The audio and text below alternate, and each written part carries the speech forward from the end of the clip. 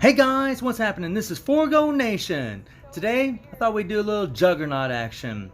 And this is a hell of a trio we got going on here for this team, man. Big, bigger, and biggest. Pretty crazy team. But these are the guys we're going to be running with. We're going to use Groot for his heal, which is in his passive, activation rate 25% when hit, applies to all allies, 20% recovery max HP. So whenever someone's getting hit, they're going to get some recovery. And we're going to need that for this run, you guys. I know Juggernaut's a tank, but I think when you see the build, you'll understand why we're using that recovery. And the team up that you'd want to use normally with Combat Villain Day is you'd want Juggernaut, Beast, and Sabretooth, but I don't want Sabretooth in there because he's going to skew the damage, and I want all the damage to come from Juggernaut, just to show how strong this guy is the way he's built right now. We're going to use Beast for this leadership, 50% increase of physical attack, and we're going to also use him for his 5 skill here. Now I know it says apply to self, guys. This is a thing that's been going on a long time in this game. It says apply to self, but it's applying to all allies. This is a little bit of a typo. Netmarble should have fixed this a long time ago, but they never did. But it does apply to all allies. Increases all attacks by 55%, all defenses by 70%, and all speeds by 20% for 15 seconds. Now let's take a look at my well-built Juggernaut. Oh yeah, guys, we are joining the big dogs. We're ranked almost 10,000, and this is a paywall. He has almost 12,000 physical attack, so some really high physical attack. He has 118 attack speed, 15 crit rate, 137 critical damage, 31% ignore defense, and max skill cooldown. So you guys can see he's built freaking awesome. This guy's ready to tear some things up. He also has all level 5 gears, no Urus. We're really racking it up right now, guys. All of his skills are level 1. Let's take a look at these skills here. This one skill, he has a 2-second stun and fracture. Good PvP and Shadowland skills. The 2 here is freaking sweet. 5% immunity to all damage for 5 seconds. And it has an accumulation effect. And the way this works, guys, increase attack by 5% for each 1% of damage taken for 10 seconds. And when it says damage taken, that means you need to get hit to accumulate damage. So you want to take hits so you can, well, do some major DPS. The 3 skill has a nice little guard, and this actually does go up, but for this video, we're going to keep it the same. Okay, let's get out of there. His passive, decrease all damage received by 25%, and I said this in the patch notes, and I say it again. I really think this should be about 50%, but hey, it is what it is. He does at least have super armor. His 4 skill has a 25% decrease of all attacks for 7 seconds, and Fracture. Fracture is really good to remove those heals and PvP. And decrease of all attack is good for, I guess, kind of weakening your opponents. And the 5 skill has a Paralyze, good Shadowland skill, PvP, as long as no one has a debuff removal. Has a 5% decrease of all defenses, which stacks up to 75%. Freaking awesome. I wish it was 50%, but hey, we'll take what we can get. Lasts for 7 seconds. So it's going to last the duration of the skills for the most part. And his tier 2 passive. That's right, guys. This guy's so strong, he's just tier 1. In his tier 2 passive, he has 3.5% recovery of max HP. So if I had this guy tier 2, we wouldn't need no heal, but we definitely need one for tier 1. And when his HP is below 50%, increase of all attack for 12%, all speed for 2.5%, and crit rate by 12%. Cooldown time for 5 seconds, and 100% chance to become immune to mind damage. Which, at this point in the game, I mean, I guess it's okay. You know, it might be alright against, you know, characters like Scarlet, Emma Frost, you know. And Emma's actually pretty decent in PvP. Not the greatest, but she's definitely decent. And his leadership, 50% increase of all defenses. So let's preview the skill.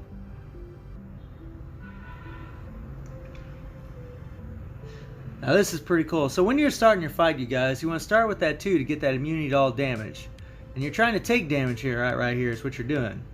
So you want to hit the 2, and if you want to hold it, you can, but I kind of just hit it and then I cancel into the 4.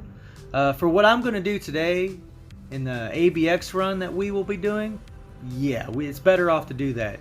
Anything I can do to make sure his survivability is up is all good. Now maybe when in the future when I have this guy at tier 2 and we're going against world boss, maybe it'll be a different story. But the way it works is you want to hit the 2 for the immunity, then hit the 4. Now the 4 is a pretty cool skill, and the thing about it is the damage just keeps going after you go into another skill, but you got to let him jump down. So you want to hit the 2, the 4, and as soon as he jumps down, hit the 5. And then you'll get the damage from both those skills combined with each other. That's the way you want to do it. If you want to just see the 5, pretty cool skill, Juggernaut style. Netmarble did a great job. So you want to hit the 2, go into the 4, he jumps down, hit the 5. And then when he smacks that piece of concrete down, you want to hit the 3. And the 3 is pretty cool because you can actually move it around. That's pretty cool. I like that. That's pretty cool. I like it. And then here's the 1. Now we're going to stay away from the 1 because for the rotation it's just better to go to the 2, 4, 5 and then the 3. At least I think so, because the 3 has that little bit of guard which will protect you against the beast. So let's get out of here. Look at the rest of this awesome build I got going on. So he has nothing for an ISO 8 set. And he has no obelisk and of course no uni. So as you guys can see, this dude is maxed out.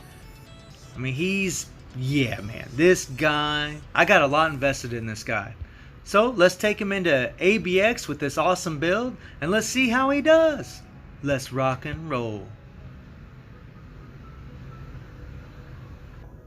So I'm pretty sure you guys caught my sarcasm there, but really I was just curious, can this guy hit 100,000 having nothing done to him? I just wanted to know if he could hit 100,000.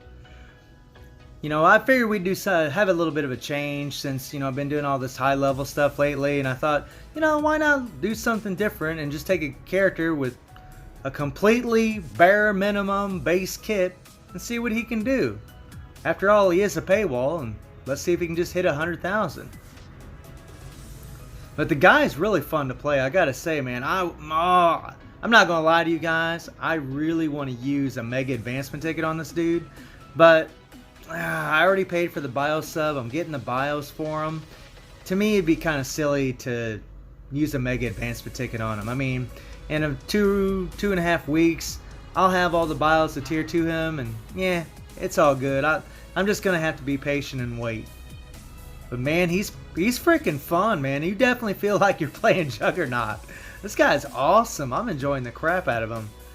And definitely from what I've seen so far, and just from this test alone, this guy's pretty dang strong. He's pretty vicious. I mean, guys, he's doing all the damage here. You've seen the build. He has nothing done to him. All he is 6-star, level 60, and he has his mastery. And that's it. That's all I did to him. By the way, guys, I did try a few runs with Sabretooth, you know, without using Groot. And oh yeah, I died. It didn't take long. His, at tier 1 with the bare minimum kit, yeah, he dies pretty freaking easy. But that's to be expected, so, you know, it's all good. But again, I didn't want to have Sabretooth skewing the damage. I wanted it all to be... Because Sabretooth will come in as a striker when you're using Juggernaut. So it's just better just to use Juggernaut and have Groot for that extra heal to kind of keep him alive. And something also to remember, guys, this is no restriction day that I'm doing this. So the Beast has a guard.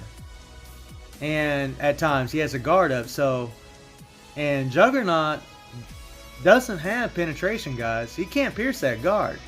So it's his damage that's barreling through it. So that's a big disadvantage in ABX. You know, on Combat Villain Day, there's no guard, so it's not a big deal. But on No Restriction Day, there is a guard. And you just can't pierce it with Juggernaut. But man, look at this guy. I mean, nothing done to him. Nothing at all. And we're going to hit... There's the guard, by the way, guys. And he's going to hit 150,000. That's freaking insane. That is insane, man. This dude is mean machine. Hell yeah. What year did Juggernaut first appear in comic books? Okay, you guys, I hope you enjoyed the video. Thank you for watching. Y'all take care and have a good one. I'm not a mutant, Tinhead. My powers are magical.